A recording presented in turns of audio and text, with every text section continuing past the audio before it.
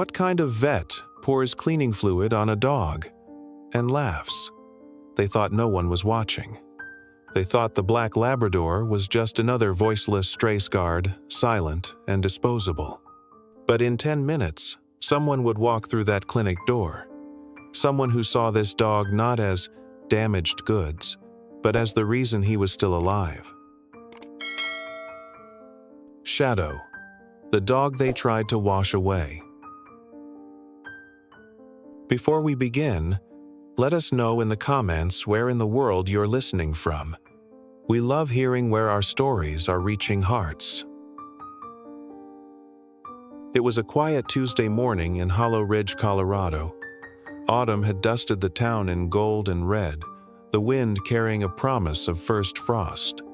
Inside the sleek, glass-fronted building of Hollow Ridge Animal Care, the scent of antiseptic floated on the air, mingling with freshly brewed coffee and the clipped voices of veterinary staff. Shadow, a 3-year-old black Labrador with deep brown eyes and a missing patch of fur on his left flank, moved hesitantly through the lobby. His handler, Haley Burns, held the leash gently, not leading, just walking beside him. Shadow walked with a limp, the result of old injuries no one at the clinic cared to ask about. People stared. One woman in designer heels whispered to her friend, "Why bring a dog like that here? He looks dangerous." Haley didn't flinch.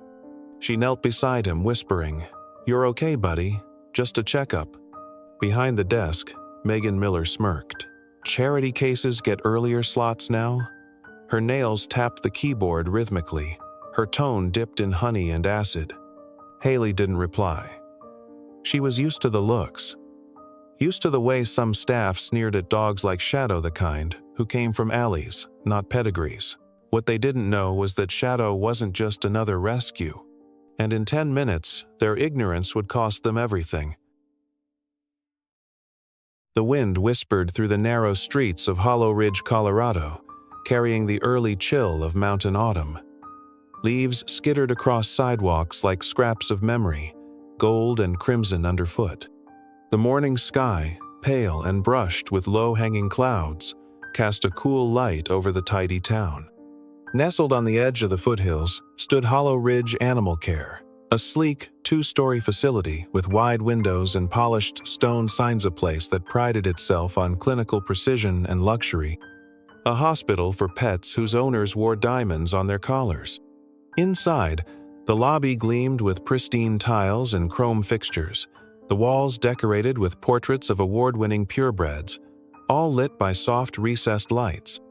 It smelled faintly of antiseptic and lavender diffusers. Behind the reception desk, Megan Miller filed her nails in slow, practiced strokes. Megan was 27, slender and sharp-featured, with long blonde hair swept back in a tight ponytail. Her tone could slice glass, and she carried herself like someone always halfway to a wine tasting. She didn't look up as the front door chimed. Haley Burns stepped inside, a clipboard tucked under one arm, her other hand wrapped loosely around a leather leash. At 33, Haley was of average height, with auburn curls pulled into a simple braid that swung just above her uniform collar. She wore no makeup, only the pale dust of fatigue from working late at the rescue center the night before. There was a calm in her presence born of confidence, but of persistence.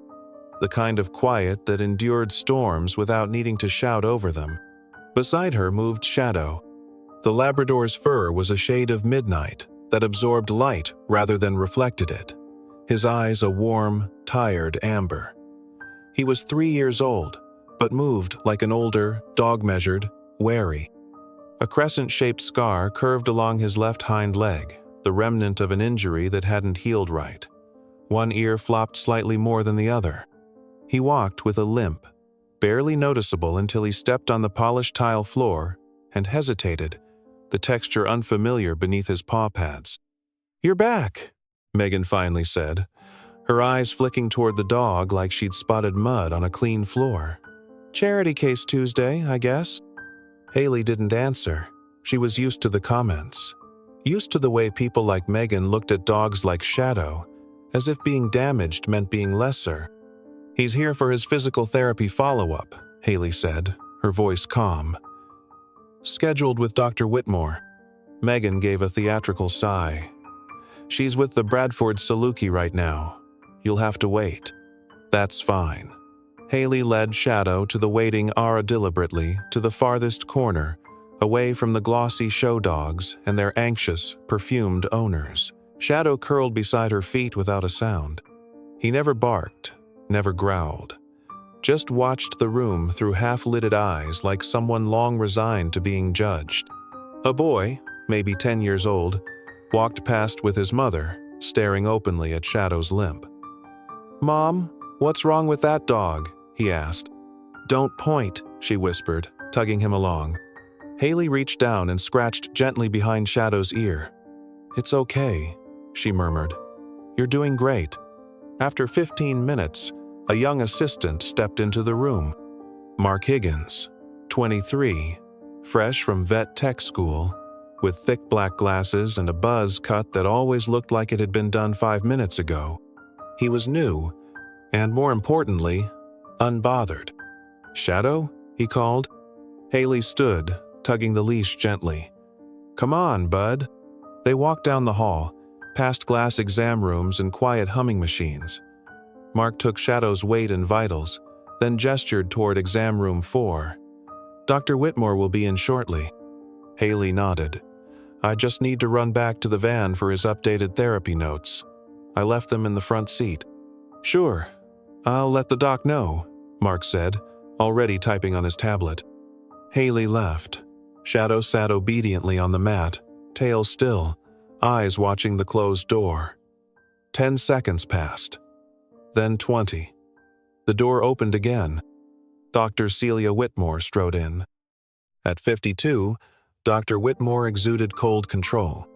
Tall and sharply built, her salt and pepper hair was pulled into a flawless bun, her lab coat crisp, heels clicking like metronomes of authority.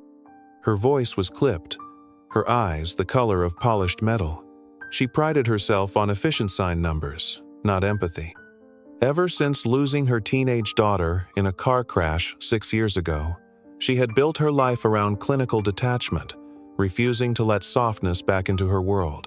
Without a glance toward Shadow, she checked the chart on the screen. 3-year-old male, Labrador. History of trauma, rescue intake, limb rehabilitation therapy. She knelt half-heartedly, poked once along his flank, barely touched the scar on his leg. "No signs of acute inflammation," she said aloud, more to the screen than the dog. "Rescue dogs should be on limited resource protocols anyway." She stood and walked to the counter, tapping her notes. Just then, the door opened again. Logan Pierce entered, 35, tall, broad-shouldered, and perpetually smirking. He was the kind of man who talked with his mouth full and posted gym selfies between patient files. A senior assistant, he rarely did real work, but always managed to show up when cruelty felt like entertainment. Behind him, Vanessa Miller appeared. Mid-20s, makeup sharp, always documenting something on her phone. If Logan brought the attitude, Vanessa brought the audience. "What's the mutt this time?" Logan asked. "Rescue," Celia said with a roll of her eyes. "Charity case." Shadow lowered his head. Logan looked down at him, then grinned. "Bet he smells like a dumpster." Vanessa pulled out her phone. "Say cheese. Stray. Let's show the world what 5-star medicine looks like when it's wasted." Shadow didn't move. And in the corner of the room, on the counter near the sink, sat a half-full bottle of diluted disinfectant industrial-strength cleaner mixed into spray form. Logan glanced at it, then at Vanessa. She laughed. Shadow didn't know what they were going to do, but he had felt it before the rising energy of people who thought hurting was funny. And still, he didn't growl, didn't run. He just waited. And Haley was still outside. The silence in exam room 4 was thin and tense, like the skin over a blister about to burst. Shadow sat near the corner of the stainless steel table, still and watchful. His deep brown eyes, dulled by exhaustion, locked on the trio in front of him. He didn't flinch when Logan stepped closer, nor when Vanessa lifted her phone and angled it for the best shot. Dr. Celia Whitmore was still in the room, tapping her tablet with the indifferent air of someone who no longer saw cruelty only in convenience. Her posture was ramrod straight, every movement tight and efficient. She didn't instruct Logan to stop. She didn't tell Vanessa to put the phone away. Instead, she said, almost absently, "Just make sure he doesn't bark. Clients don't like noise." Vanessa smirked, her phone held high. "Ready?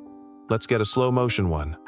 Logan grabbed the nearby bottle of diluted fluor, disinfectanta pale blue solution, meant to kill bacteria on tiles and kennel surfaces. "You ever see a Labrador sparkle?" he joked, twisting off the sprayer cap. Shadow didn't move. He was a dog who had learned the terrible art of stillness. Logan poured. The cold liquid hit Shadow's head and dribbled down his snout, soaking into his neck and chest. A sharp, chemical tang filled the room. Vanessa laughed behind her camera. "Oh my God, it's like a spa day for strays." Shadow shook slightly, not from the liquid, but from the instinct to brace himself for worse. He backed against the wall, pressing his body into the linoleum, his tail tucked tight under him. His breathing quickened, shallow and rapid, but still, he didn't whimper. Celia finally looked up. Her eyes landed on the soaked Labrador, then shifted to Logan. "That's enough." "It's non-toxic," Logan said. "He'll be fine." "He better be," Celia replied coolly. "Wipe up the floor. We don't need another complaint." Vanessa lowered her phone, still grinning. "Totally worth it." Then the door opened. Haley Burns stepped back into the room, clutching the manila folder with Shadow's therapy records. She froze. Her smile died the instant she saw Shadow. The Labrador's fur was matted with wet streaks, a puddle forming around his front paws. The acrid scent of disinfectant was unmistakable. His body was trembling not from cold, but from memory. Haley's face drained of color. "What did you do?" Her voice was flat, but dangerous. Logan turned, half-smirked. "Just giving him a quick rinse. Didn't want your little project stinking up the place." Vanessa added, "He's fine. It's just cleaner." Haley didn't speak. She set the folder down on the counter with robotic calm. Her eyes scanned the room. Shadow hunched in the corner, Logan still holding the bottle, Celia avoiding eye contact. Vanessa not even trying to hide her phone. Then, very quietly, Haley reached into her pocket and pulled out her phone. She typed a message with both thumbs. One line, one recipient. 10 minutes. Be ready. She didn't raise her voice. She didn't make threats. Instead, she walked to Shadow, crouched beside him, and placed a gentle hand on his chest. "I've got you," she whispered. "We're leaving." Shadow responded the only way he knew how. He pressed his body to hers, head low, eyes softening as they met hers. Haley stood and turned to Logan. "Move." Logan hesitated for half a second, enough for Haley to narrow her eyes. "I said, move." He stepped aside, mock salute and all. "Guess someone's having a bad day." Haley led Shadow out the door. The Labrador's paws left wet prints down the polished hallway, each step slow and shaky. Mark Higgins caught sight of them as they passed the tech station. His brows knitted. "Everything okay?" Haley didn't break stride. "I need fresh towels and medical wipes.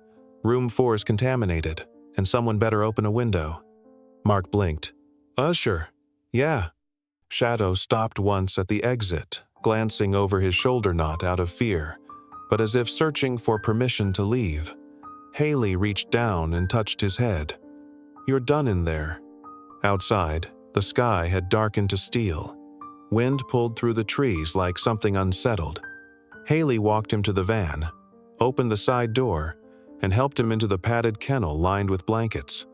As soon as the door shut behind them, she crouched again, pressing her forehead gently to his. "Just a little longer, okay?" She stood, pulled out her phone again, and checked the response to her message. Delivered. Read. Typing. She waited. Then it came. On my way. Haley exhaled, finally allowing her hand to tremble as she wiped it across her eyes. Then she turned toward the clinic doors. 10 minutes. She had 10 minutes to prepare. After that, this place would never be the same.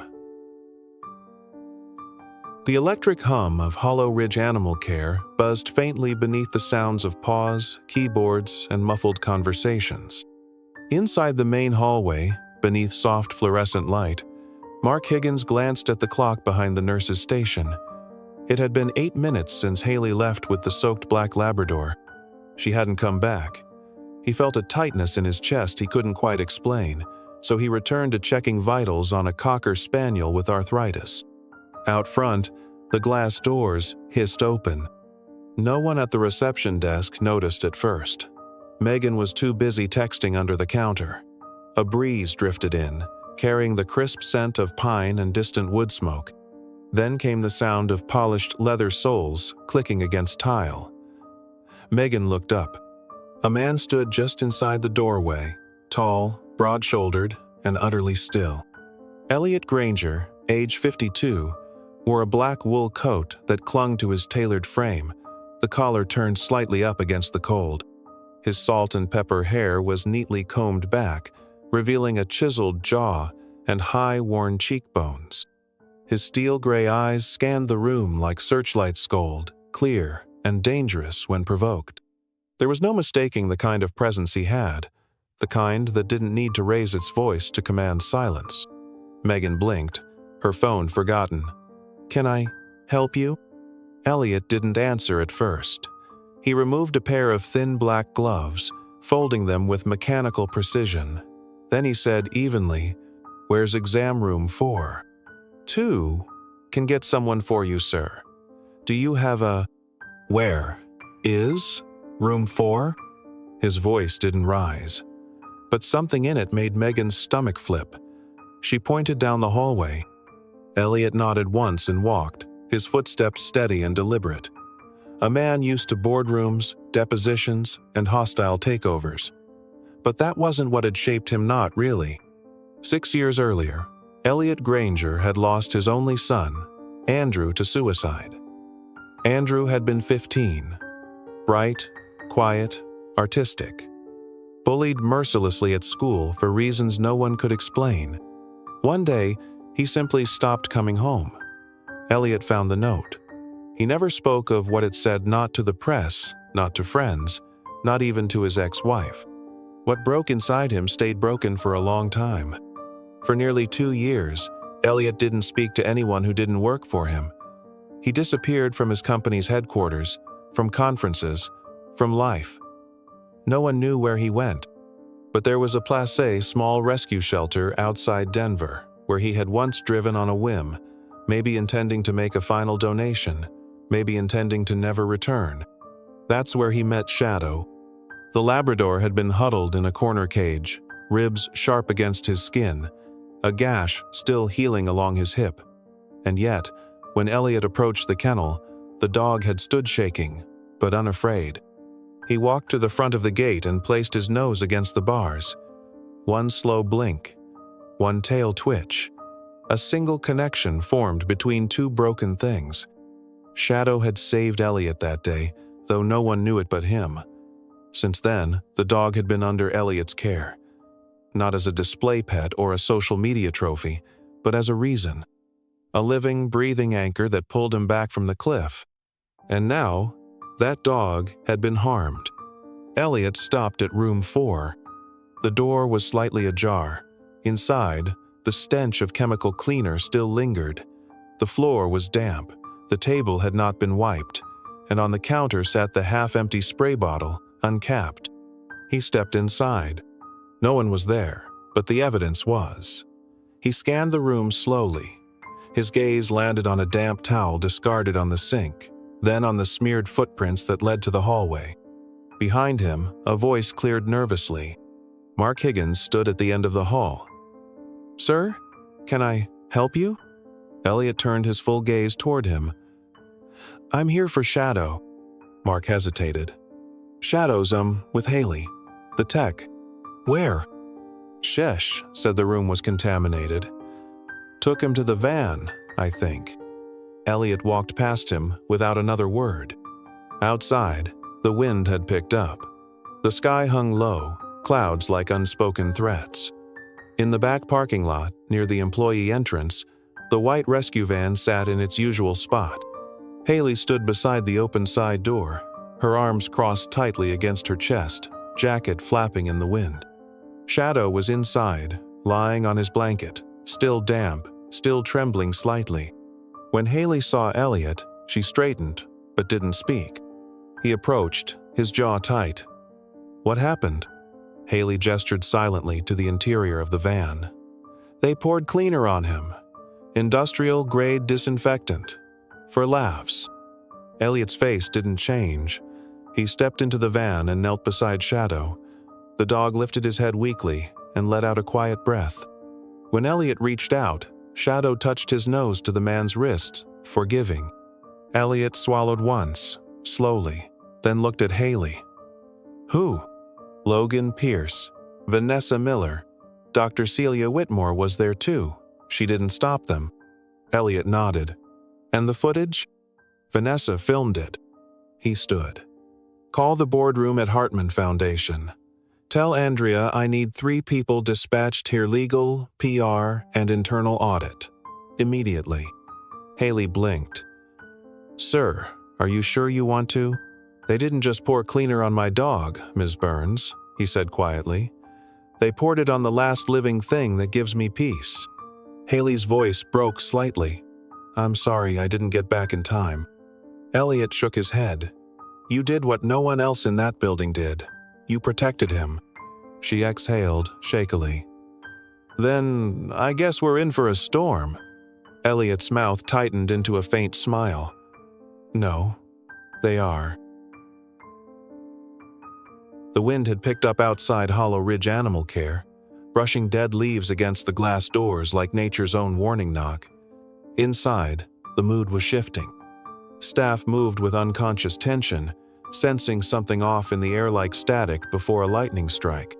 Elliot Granger walked back through the clinic's front entrance, not with urgency, but with intent. His coat, now folded over one arm, revealed a crisp navy suit beneath custom-tailored, every button fastened, every crease sharp. His presence was commanding but not loud, a controlled force that did not need to prove itself. Behind him came 3 professionals in grayscale, a Tyrone man and 2 women, each carrying sleek leather cases. They walked in formation, efficient and silent. These were not guests, they were emissaries. The first, Natalie Crane, was the Granger Foundation's chief legal counsel. In her late 40s, with close-cropped gray-blonde hair and wire-rimmed glasses, she exuded a quiet authority honed in courtrooms and boardrooms alike. The second, Derek Sloan, an internal auditor with hawkish features and a clipped pace, carried an encrypted tablet and a list of names. The third, Andrea Fields, communications director, wore a calm expression that concealed the storm she was prepared to unleash on media outlets if needed. Megan Miller, still at the reception desk, stood frozen with her phone mid-air. She'd only seen Elliot once months ago, when he came through after hours for a private appointment. She never imagined he was someone who could shut down the entire building with a sentence. "Mr. Granger," she said weakly. "Is something—" He walked past her without breaking stride. Down the corridor, Dr. Celia Whitmore was wrapping up a consultation with the Donnellys, an elderly couple and their pampered Samoyed. She looked up when the door to the treatment wing opened again, expecting perhaps an assistant, or at most a senior tech. Instead, she saw Elliot, and behind him, his legal entourage. She straightened. "Mr. Granger, I didn't expect—" Elliot's voice was low and calm. "Where are Logan Pierce and Vanessa Miller?" Dr. Whitmore blinked. "I believe they're on break." "Find them," he said. Dr. Whitmore hesitated for only a second. It was long enough. Natalie Crane stepped forward, pulling a slim folder from her briefcase and handing it to Celia. "This is a formal notification of internal review. You and your staff are under investigation for gross misconduct." "What?" Celia's voice faltered. "That's absurd." Elliot took a step closer. "Who poured the cleaner on Shadow?" The question hung in the air like a blade. No one answered. "I'll ask one more time," he said, his tone never rising. "Who poured it?" A voice spoke from the end of the hallway. "It was me." Logan Pierce, taller than most, athletic in build, stepped into view. His jaw was set, but sweat already glistened at his temples. He wore a cocky grin, but it cracked at the edges. Vanessa appeared behind him, phone gripped tight, her expression suddenly uncertain. "We didn't know he was your dog," Logan added quickly. "It was a joke he looked filthy, so we thought—" "You thought?" Elliot cut in. "That a living creature retraumatized, scarred was your entertainment?" Dr. Whitmore stepped in, voice brittle. "Mr. Granger, I understand you're upset, but this is being blown out of proportion. It was a minor, if regrettable, incident." Derek Sloan began tapping on his tablet. "Dr. Whitmore, our preliminary review has already uncovered social media videos and internal messages making light of the incident along with others. We've also received internal reports from at least 2 former staff members of ongoing bias against rescue animals in your care." "I have decades of experience," Celia began. Elliot turned sharply toward her. "Then you should have known better." He stepped forward and held out his phone. A video had been cued on screen. It showed Shadow in room 4, cowering as Logan tipped the bottle. Vanessa's laughter rang in the background. Vanessa gasped, eyes wide. "That wasn't supposed to— Who gave you that?" "You uploaded it to your private feed," Natalie Crane said coolly. "Did you think your profile was truly private? Our team archived it minutes after your post." Celia's face was pale now. "You're overreacting." "No," Elliot replied. "I'm responding. You just didn't expect anyone to hold you accountable." Behind them, staff had gathered Mark Higgins among them, his expression unreadable. Haley stood just outside the circle, arms crossed, her eyes locked on Logan. Elliot addressed the room. "This dog saved my life. He didn't come from a breeder. He didn't win ribbons. He came from a cage, starved and broken, and still chose to trust again. And you tried to humiliate him." Logan's voice cracked. "We didn't mean—" Elliot looked directly at him. "Intent doesn't erase cruelty. Consequence does." Andrea Fields stepped forward, handing folders to several staff. "Effective immediately, Mr. Pierce and Ms. Miller are suspended pending investigation. Dr. Whitmore, your administrative access is revoked and your medical privileges suspended. Security will escort you from the premises after you collect your personal belongings." Gasps echoed. Celia's mouth opened, but no sound came. Elliot turned to Haley. "I'll be needing Shadow's records. And yours. You're the only one here who remembered that medicine begins with compassion." Haley nodded silently. Then Elliot said the final words of the day. "I am the majority shareholder of the Hartman Veterinary Network, which owns this clinic. And as of this moment, Hollow Ridge Animal Care is under complete review, structural, procedural, and moral." He turned to walk away. No one stopped him. The next morning, Hollow Ridge Animal Care looked and sounded nothing like itself. The clinic's usual rhythm-light chatter, the buzz of reception phones, the rustling of treat bags had been replaced by quiet footsteps and clipped whispers. The air felt thinner, heavy with consequence. Most of the regular staff walked a little slower, spoke a little softer, and avoided eye contact with anyone in a suit. Inside the main conference room, usually reserved for quarterly reviews and client presentations, the blinds were drawn, and a white noise machine hummed softly in the corner. At the head of the long table sat Haley Burns, flanked by Elliot Granger and Natalie Crane. Haley wore her standard Navy tech uniform, but her hair was tied tighter than usual, her face pale but resolute. In front of her was a thick folder bound with red string, and a USB drive labeled Shadow Protocol. Elliot sat with his fingers steepled, unreadable. The only movement he made was the slight tapping of one thumb against the table every few seconds. Natalie, cool and clinical as always, had a notepad open, though she rarely glanced at it. Her job today was not to speak, but to listen, assess, and prepare. Across from them, a new face entered the room. Robert Klein, the interim director sent from Hartman Veterinary Network.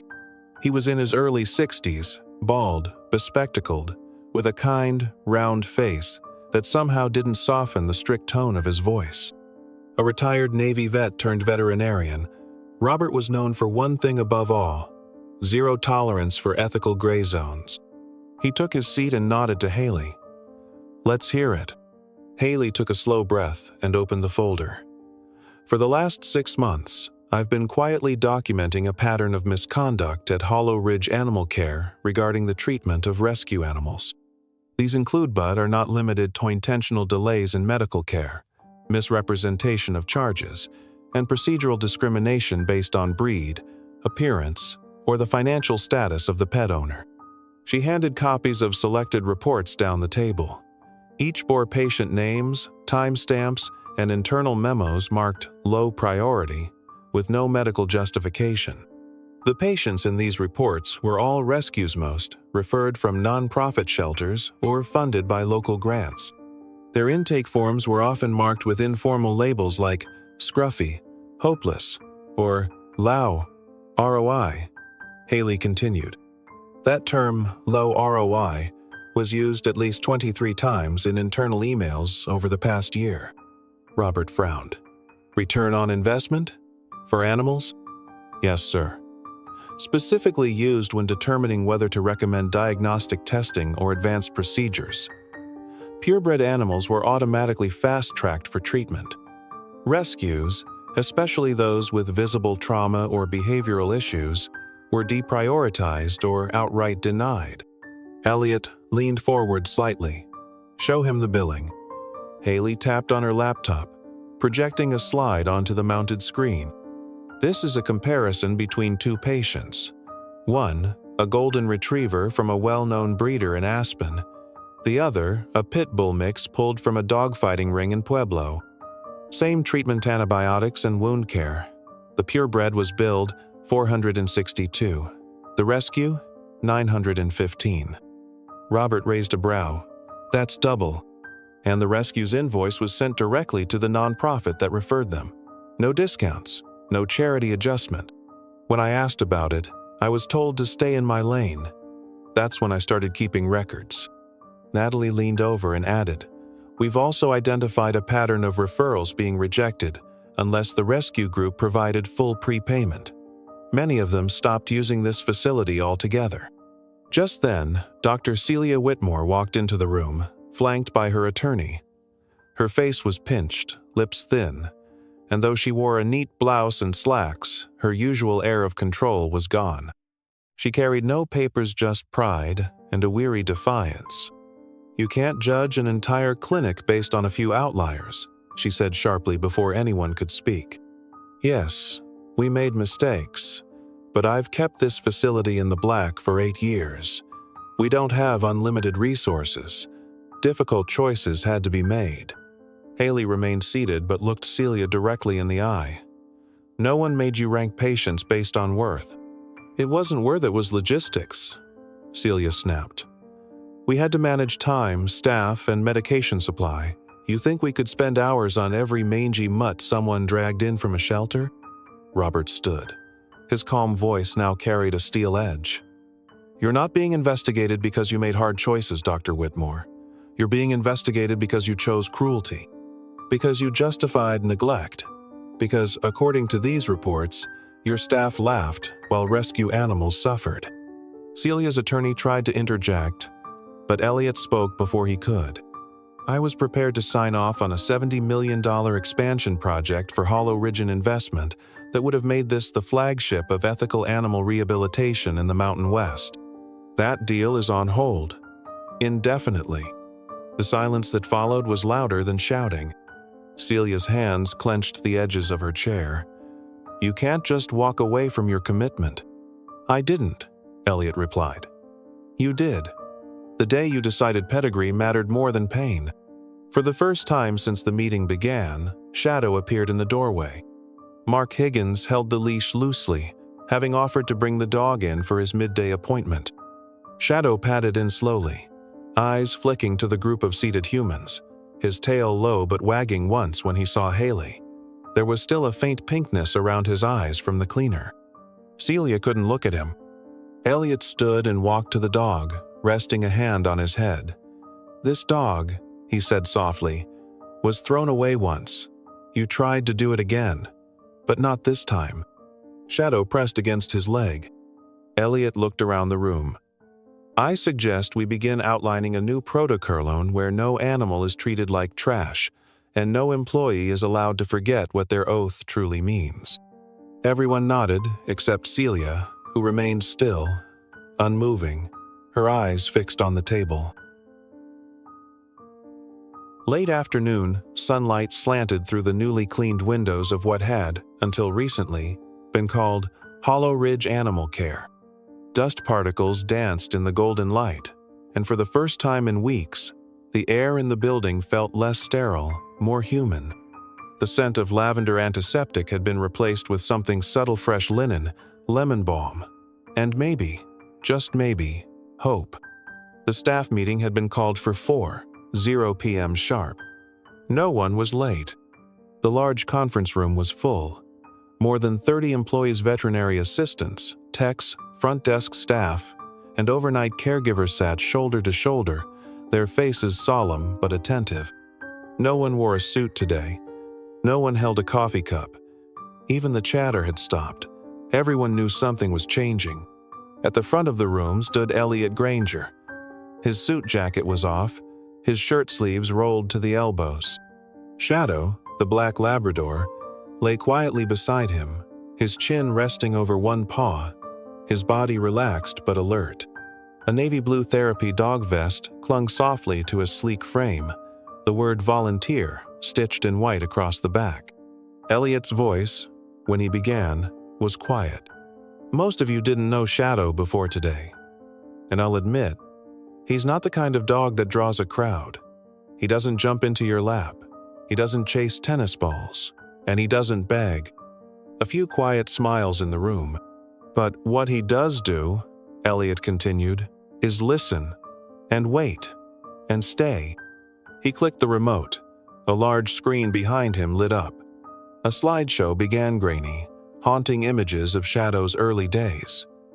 One photo showed him curled inside a wire cage barely large enough to stand. His ribs jutted like prison bars, his eyes sunken, his ears hanging limp. Another showed the infected wound along his hip, still uncleaned. Another his intake photo at a rescue shelter labeled with a simple tag, aggressive, likely unadoptable. There were quiet gasps around the room. Shadow came from a dogfighting ring outside Pueblo, Elliot said. He wasn't used for fighting, he was used for bait, to train other dogs to be violent. A silence fell so heavy it seemed to pull the walls closer. He spent months in a shelter where no one touched him. No one even tried, except one teenage girl on a volunteer shift. She sat outside his kennel for 3 hours, just reading aloud. Elliot paused, looking down at Shadow. He didn't growl. He didn't bark. He just placed his paw against the bars. He took another breath. I met him on the worst day of my life. I wasn't looking for a dog. I wasn't looking for anything. I went to that shelter to drop off a check, and maybe never come home. Now, the only sound was the soft hum of the air conditioner. But then I saw him, and for reasons I still don't fully understand, I opened his cage door, sat down, and he came to me. Scarred, limping, tail twitching, and he pressed his head against my knee. Elliot looked up at the gathered room. His voice broke only slightly. That was the first time someone had touched me in over a year. A nurse in the second row dabbed at her eyes. Others had stopped trying to hide their tears. Since then, Elliot continued, Shadow has completed advanced obedience and trauma therapy training. He's visited 7 children's hospitals across the state. He sits with kids who are too scared to speak, too sick to stand, and somehow he makes them laugh. He clicked again. A new image appeared. A little girl in a hospital bed, bald from chemotherapy, hugging Shadow so tightly her IV line pulled taut. Her face was buried in his fur. Her smile was radiant. That girl, Elliot said, hadn't spoken a word since her diagnosis. Shadow was the first thing she responded to. He looked out over the room again. And I'm here because of him. I'm alive. I'm functional. I've learned to breathe again. Because of him. No one said a word. Several employees were crying openly now. Then Elliot's voice sharpened, gently but unmistakably. And some of you tried to wash him away, tried to mock him, hurt him, dismiss him. He stepped aside as Robert Klein rose. The interim director's expression was firm. Effective immediately, Robert said, Dr. Celia Whitmore has been terminated. Her license is under review by the State Veterinary Board. Logan Pierce and Vanessa Miller are suspended without pay pending the results of the formal ethics investigation. Gasps and murmurs swelled, but no one interrupted. Robert continued. As of this moment, this facility is no longer Hollow Ridge Animal Care. He turned and pulled back a small cloth, covering a mounted plaque on the wall. Beneath the velvet drape, bronze letters gleamed. Lighthouse Animal Sanctuary. There was a soft, collective intake of breath. The name glowed like a promise. Robert smiled. We're starting over. New protocols, new leadership, and a new mission. This place will not only be a clinic but a sanctuary, a place of light, a place where the ones left behind become the ones who lead. Shadow, as if sensing the shift, stood. He moved to the center of the room, ears up, tail waving once, then again. He looked at the staff, not with suspicion, but quiet forgiveness. And in that moment, he wasn't a rescue. He was the beacon. The morning sky stretched wide and brilliant over the foothills of Boulder, Colorado. Spring had arrived early that year, draping the landscape in fresh greens and blooming dogwoods. Birds chirped in high, delicate bursts, and the breeze carried the scent of pine and cut grass. On the freshly landscaped grounds of the newly renamed Lighthouse Animal Sanctuary, staff moved with anticipation and careful preparation.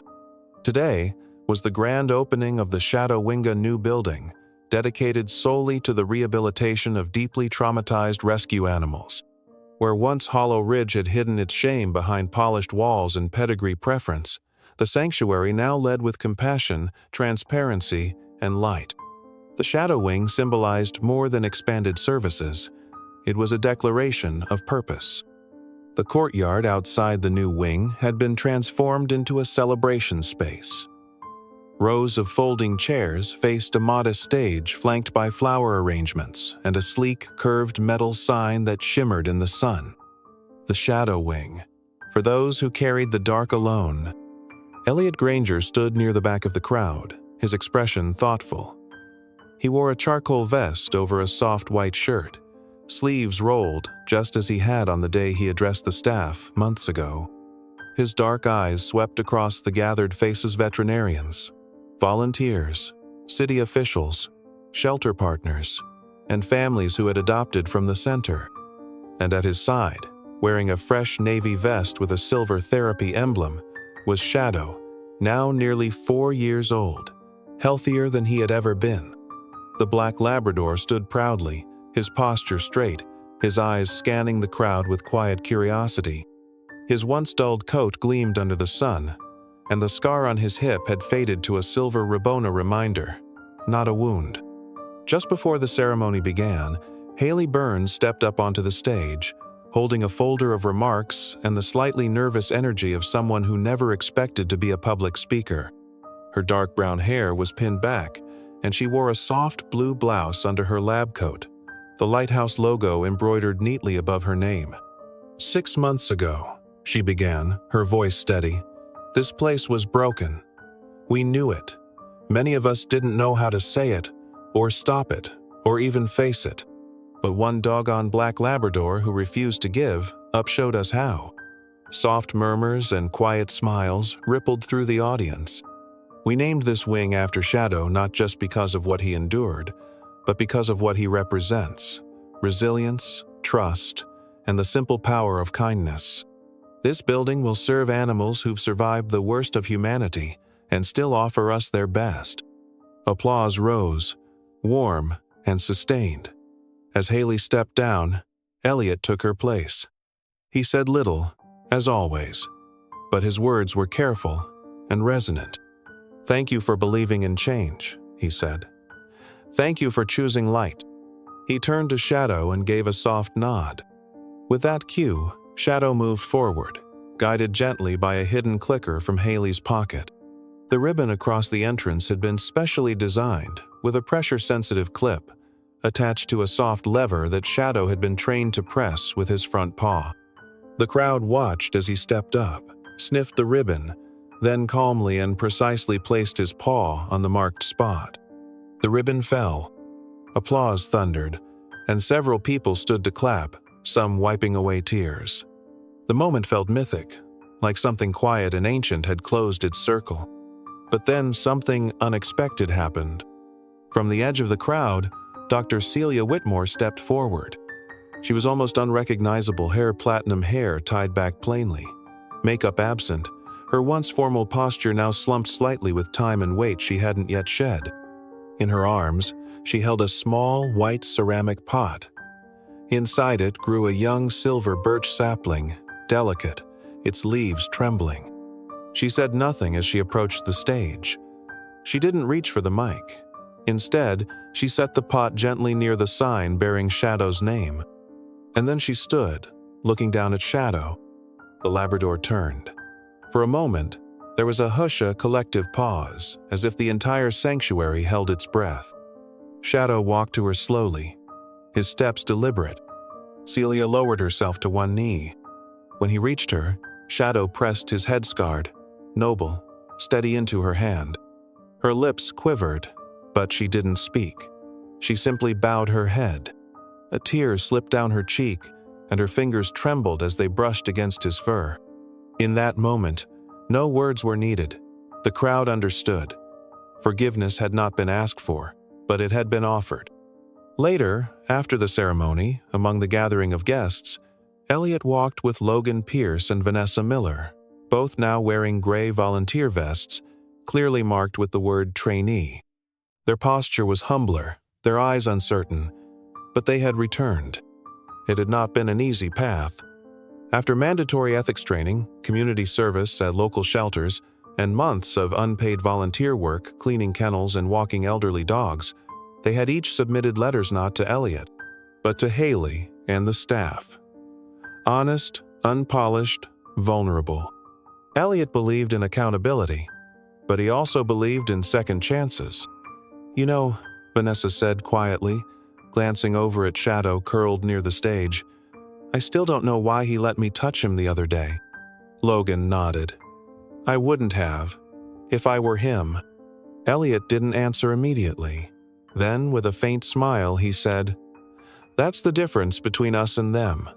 We demand apologies. They offer grace." As the sun climbed higher, families began touring the Shadow Wing. Inside, each room had soft lighting, quiet music, and murals painted by local artists' images of rescued animals and gentle hands. There were reading nooks for volunteers to sit with traumatized animals, and a garden courtyard planted with tree seats named after an animal who had made it out. Shadow's name was etched into the largest. The day ended not with fanfare, but with stillness. Shadow, as always, found a quiet place in the grass near the steps of the new wing. Children sat beside him, giggling, their fingers in his fur. Somewhere nearby, Haley handed Elliot a cup of iced tea and whispered, "We did it." He looked out across the sanctuary, the soft laughter, the rustling trees, the soft bark of puppies being walked. And he replied, "No, he did." Not every hero wears a cape. Some walk on 3 legs, some carry scars instead of medals, and some save lives simply by being present when no one else is. Shadow never asked for recognition. He never knew that his quiet courage would rebuild a broken sanctuary, soften hardened hearts, and turn guilt into growth. But he taught everyone around him the power of stillness, of grace, and of second chances. This story isn't just about a dog. It's about what we choose to see in others. Do we see damage, or do we see resilience? Do we turn away from what's difficult, or do we move closer, even if all we can offer is quiet company? So, maybe today, we ask ourselves who around us needs a second chance. An animal, a person, even a part of ourselves. Because forgiveness isn't always a grand gesture. Sometimes, it's as simple as pressing your head into someone's hand and letting them know, "I see you, I'm still here." If this story touched your heart, let us know where you're listening from. And maybe share it with someone who could use a little light.